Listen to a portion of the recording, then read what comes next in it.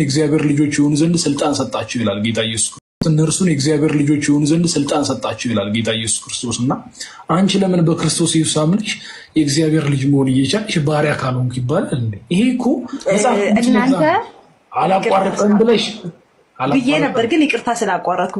እናንተ ልጅነቱን ተቀብላችሁ በልጅነቱ ቀጥሉ። እኔ ደግሞ ባርነቱ ስለተመቸኝ በባርነቱ ቀጥላለሁ። ብራዘር ቅሬታ አለህ እዚህ ጋር? ቴንክ ዩ ሚስ ዲምፕልዬ። አሁን አንቺ የምን ባሪያ እንደሆንሽ እኮ ነው መለየት ያቃተሽ። ለምን መሰለሽ? የፈጣሪ ባሪያ የፈጠረኝ የጀሊሉ ኢየሱስን ክርስቶስን የፈጠረው ጌታ የሱ ባሪያ ነኝ። ተመችቶኛል ባርነቱ። ቴንክ ዩ እንደዛ ነኝ ካልሽ ማለት ነው ሚስ ዲምፕልዬ፣ አንቺ አሁን ኃጢአተኛ ነሽ አይደለሽ? ኃጢአት ሰርተሽ ታውቂያለሽ? አታውቂም? ድብና አድርጌ ነው የምሰራው። በጣም ኃጢአተኛ ነኝ። ከዛ ደግሞ የኔ ጌታ ማለት ነው ምን ይላል መሰለህ? እንግዲህ እውቀት ደረጃ እምነት ለማስተንተን እንደማይመጥን ነግሬሃለሁ። በስንዝር ስቀርቡኝ አለ በክንድ ቀርባቸዋለሁ። ሚንስ እኔ ከተጸጸትኩኝ መሐሪ የሆነ ጌታ ያለ አልሐምዱሊላህ ረቢል ዓለሚን።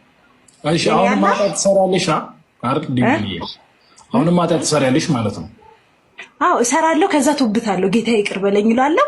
እሱ ደግሞ ከልቤ ከተጸጸትኩኝ እንደሚምረኝ ቃል ገባልኝ። በሚገርም ሁኔታ ነው ቃል ይገባ። ኃጢአተኛ ከሆነ ለዛ ኃጢአቱ ክፍያው ሞት ነው። ካልሞት በምንም አይነት ወይ ኃጢአቱ ሊሻር አይችልም። አሁን አንቺ እያልሽኝ ያለሽው ቁጭ ብለሽ አላህ ይቅር በለኝ ምናምን ስትይ ኃጢአትሽን እጥብ፣ ከዛ አሁንም ኃጢአት ትሰሪያለሽ፣ ከዛ አሁንም አይገርምም። ግን እኔ ጌታ የሚገርመው እኮ ይሄ ነው እንግዲህ ይታይክ። በቃ ልቅናው የምታየው እዚህ ጋር ነው። አየካ ቸርነቱን ለጋስነቱን የምታየው እዚህ ጋር ነው። በቃ ወንጀል ሰርተህ ምናምን ከልብ ስትጸጸት እምርሃለሁ ባሪያዬ።